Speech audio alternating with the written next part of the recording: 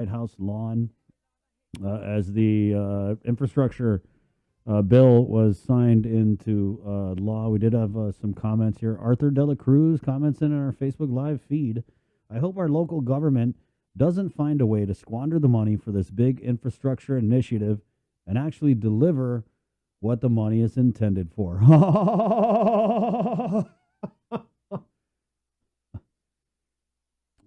Alicia O'Connor says, good morning. Good morning. Senator Jim Moylan, good morning. What do you think? Are you optimistic? Is our government going to find a way to squander the money? Or are they going to actually deliver everything that this money is intended for? Well, I think the governor should follow the rules. And if doing so, then that should be delivered into the right place. I'm happy the federal government signed that into law, and looking forward to that getting into his bank account, of course, and putting it out there as quickly as possible. So now we know it's signed, and hopefully, if you were planning correctly, the governor would already have a plan of action of where she could use this money. But we're still waiting on a plan of action for money that we had since March. So that probably won't happen. But in the meantime, at least we got the co-equal branch of government making sure we got the check and balances going. And considering that money that is coming in, that the president signed into law that will really help our infrastructure, then let's look at releasing more of the ARP funds to put it into the hands of the people so we can stimulate our economy. So the other day, just sent a letter out to the governor reminding her of a bill that we introduced along with my colleague, Senator Chris Duenas. And Senator, is this the? I think I like this one. Is this the everybody gets $5 and $500 in a little card? Yes. Yes. To use just on the island, just on Guam, no offshore shopping. That's it. So right? Stimulate the local economy with the American Rescue Plan money that we have, where it's totally okay to provide direct assistance to the people. What it's meant to be used for. Exactly, Chris. We had the holidays coming up. We know PUA is out and gone. And we know there's still so much money sitting in the bank. And now we have this additional infrastructure money coming on in from the president. So where is the darn plan that they should have had in place back then to include this present one that we know we had this money coming up? Well, we're probably not going to get it. So what we need to do is what the legislature needs to do is back us with this bill, and let's get a public hearing for it so we can stimulate the economy with this $500 and not wait until the election comes up so they can remember all the great things you did by handing out money when it comes closer to election. Let's get it going. We're crying out loud, and I'm not crying out loud, but I'm yelling out loud, really. And it's a good thing. What's going to happen is that we'll stimulate the economy. We're buying locally. We're creating jobs, right, in these department stores. If people would know that this is going to be put out there, people are going to advertise on radio programs and say, come on down, buy your case of special sale, 2 for $1 and so forth, and just really to help folks out, especially for the upcoming holidays, rather than sitting on all this cash with more cash to come on in with no plan in sight. Take this and use it for the betterment of the island.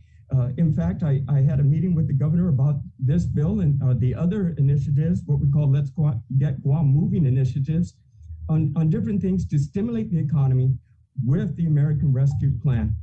Take it, make it your own, Governor. Say Jim Moylan had nothing to do with it. Mm-hmm. I don't care. But as long as the money gets stimulated into the economy, I believe that's the important part. Now more than ever, with this additional money coming in to help our infrastructure build, we can release more of this funds because we had the confidence additional capital is coming in. So let's see what the governor says after her return trip from New York and now Washington, D.C., where she was there for the signing purposes of this bill coming on in, or this law now. Yeah. I actually messaged her to jump on the link this morning from the White House, but I didn't get a response yet. Senator Moylan, what's the holdup, though, you think? Because I feel like it's a no-brainer. I mean, Congressman St. Nicholas is just going on all day about all the things that we can use this American Rescue Plan money for, and one of the things he talks about is this premium pay for premium workers. I don't even think the governor knows that that's an option. Um, but that being said, right, what's to stop them from just saying, we give everyone $500 now, they forget about it by the time the election rolls around. But if we give it to them maybe in the summer, right, if they need it now, they're going to need it more next year. Right. Or we did well enough by spending the money now to stimulate the economy and keep things going as we build and reduce our restrictions on the COVID, so we can allow the countries to come on in here and bring new money into our island like we used to. What's stopping them is just the administration. They know when it's right for them. It's like we're in football season, right? And you're saving your plays for later on when you see the defense and how they're set up, but you got to go on the offense. And so what are you going to do to make the touchdown? I think that's what they're looking at, and it's unfortunate. I wouldn't do such a thing. We have the ability now to make things work, and if you want to stretch it out to a certain point, that go right ahead. But really, if you're paying out, like for example, the tax refunds, right? And you're giving us all this like we're the best ever. Man, we're let me, paying it Senator, out really fast. These tax refunds. So I mean, I'm glad, right? That it's great news that we're getting these tax refunds. But this administration, I mean, they're breaking their arms to pat themselves on the back. No, and I'm serious, and I'm not even hating. If you guys keep track, go on the governor's website. And they have literally put out a press release about how quick they're processing tax refunds. Like, I mean, I swear to God, like 7 times in the last month. I mean, if you look at it, it was like they came out on October 5th and was like, oh, we set a record for tax refunds. And then it was like a week later, it was like, oh, we broke the record that we set before. And then after that, it was like, oh, do you know that record that we just broke that broke the one before? Well, guess what? We just broke that one. I mean, we're talking like, really, do you got to milk that so bad? Pat. Right. Yeah. Work on those triceps, but what I think, just my assumption is that, well, if you have 300 million, 400 million in the bank rather, you can use the general fund money to pay out the tax refunds a lot quicker, because you have this reserve called the American Rescue Plan money that you can bail out the government of Guam later on. But in the meantime, you made the public happy. Well, actually, it's the public's money, and you're supposed to be paying it out, right? There's no, way to go. I appreciate what DRT is doing. That's great, but the purse strings and how the money is spent, and DOA is trying to ensure that we have the cash flow available so those checks can be cashed, right? But when you got this ARP money sitting on the bank that you're not releasing for the purpose that it is, then you can do that with the general fund and just reduce that as much as possible, because you got the reserve called ARP to bail out the government of Guam later on and never go without a paycheck, which that's all part of the football strategy, I would call it, during this football season, and how you make your team really look good so you can get more beds for re-election. Smart move. But we're also watching out with another letter that we wrote to Director Byrne. This is right? This letter, Senator Moylan, just to give you guys a little background on it, is so in the budget bill, there's an amendment that this is your amendment, right? And this amendment, which is now law, right? Not a suggestion, it's actually a law. So this amendment that is now law allows the senators to have a read-only access to the AS4. Is it 400 or 4,000? 400. The AS400. And this is huge, right? Because right now, as it stands, they can't get any information out of this administration. And when they do, it's slow to no in coming. And so these senators, when you talk about a co-equal branch of government, right, everyone says, oh, what are they doing? The governor's out of control. What are they doing? Well, they're doing things like this. They included in the budget bill a mandate that the governor's office report all of the ARP spending, right? Now, could that mandate have used a little more teeth and maybe details? Yeah, but I'm sure they're working on it.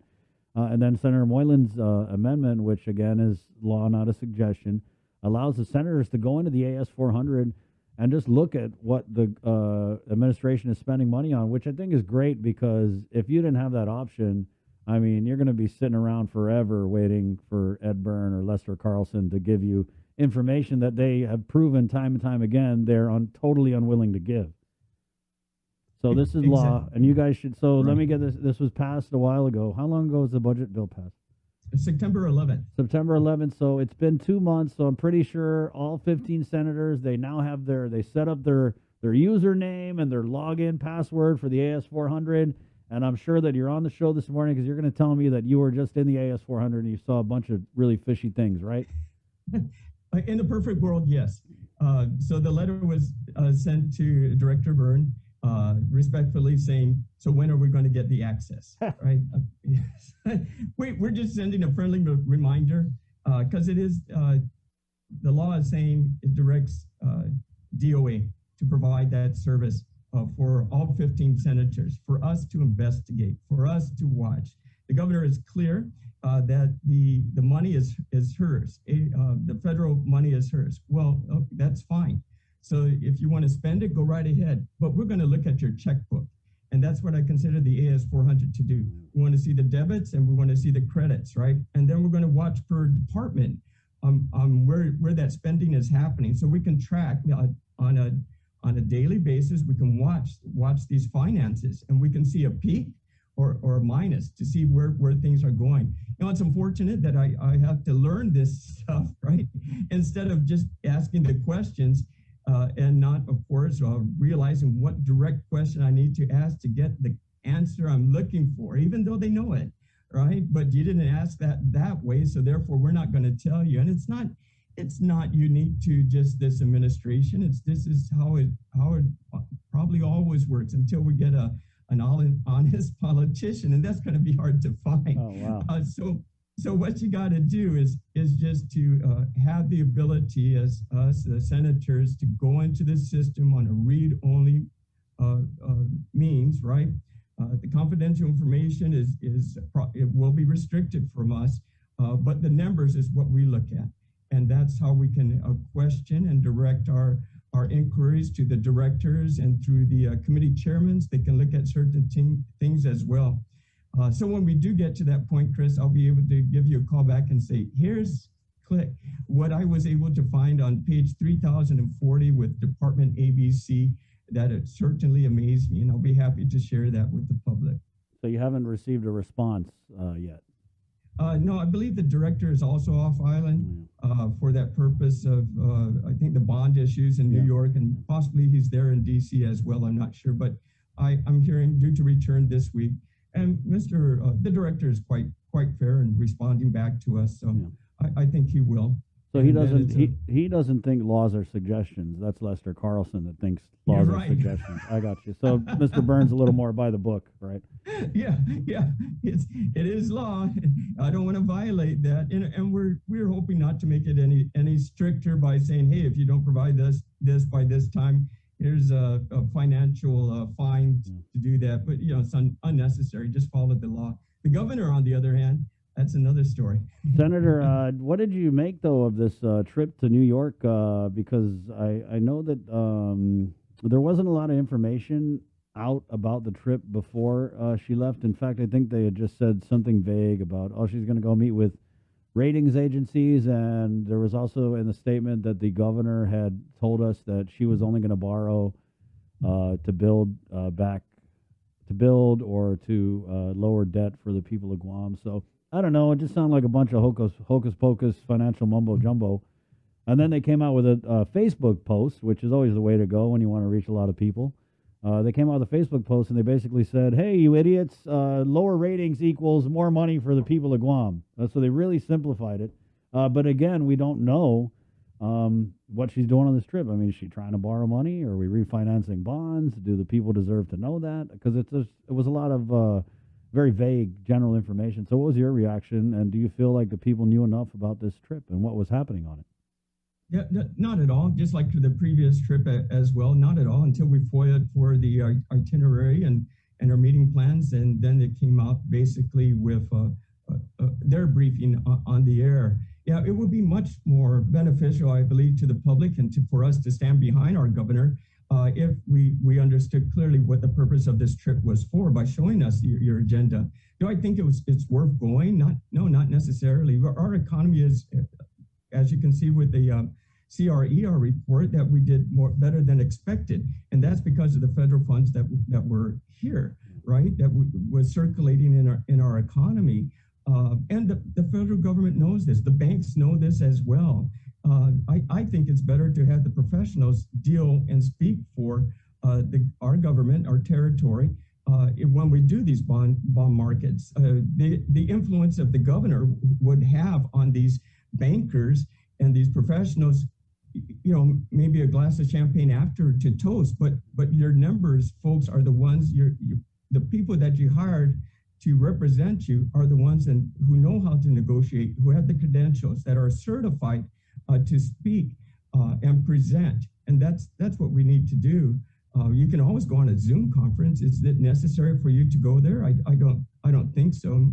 And I think it was also the budget bill too. We kind of snuck in there, no more first class. Yeah. If you're going to fly as a government official, you fly in economy. If you want to fly first class, you pay for the upgrade yourself. Right.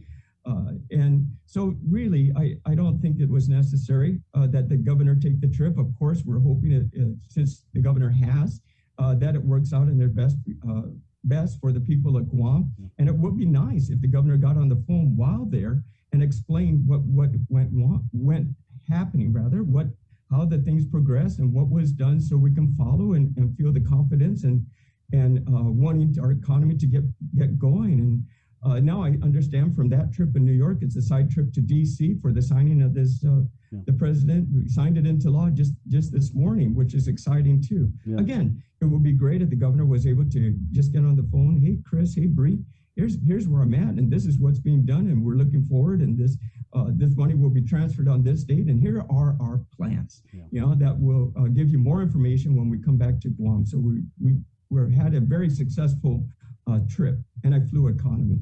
And I bought you some Christmas gifts too.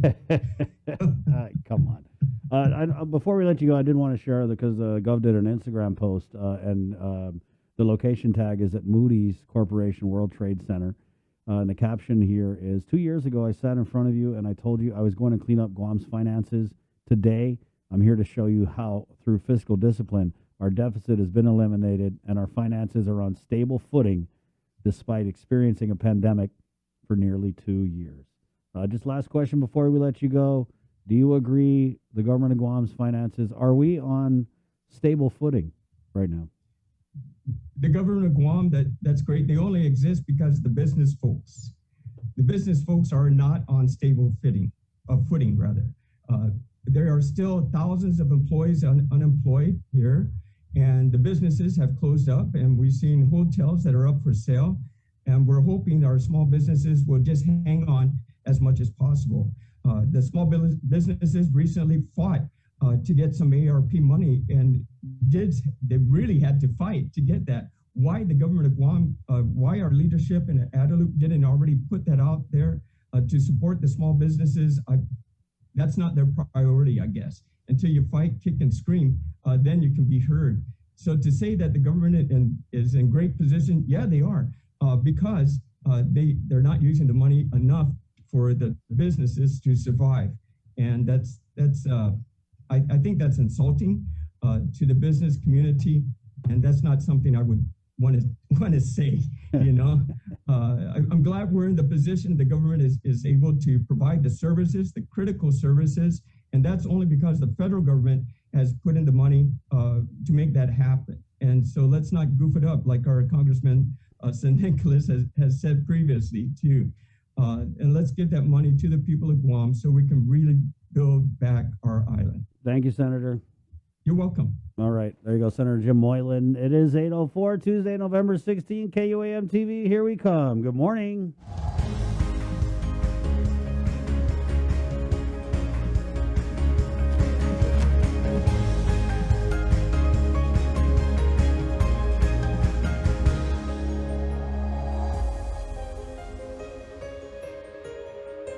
Good morning, Guam. It's 8:04 on this Tuesday. My name is Chris. Good morning, Sabrina. Good morning. Good morning, Jason Solis. Good morning, Matt. Rainy out there. Yeah, we had a comment in here. Good thunderous morning coming from Samantha. Good morning. Samantha, and yep, where are your Thunder buddies at, guys? As it is raining cats and galagos out there. Good thing I got breakfast this morning, guys. I know, Chris, you shouldn't have, but well, I didn't. Three Squares Marketplace. We got you guys covered this morning. I know we've been doing some sweets, guys, but we're gonna do savory this morning with Three Squares Marketplace. So keep it where you got it, right here. Sounds great. 805 Pacific Points, Cabo Enterprises, IT&E, and Jack in the Box. Dai Talon, it's Biloxi to the Maxi out there. Raining cats and galagos in some areas, and this is exactly what the Weather Service called for on a Tuesday, as they over the weekend announced that they were tracking a system that could bring showers our way by Tuesday, and lo and behold, it is Tuesday. All right, let's go ahead and get into our 8 o'clock newscast here with the very latest.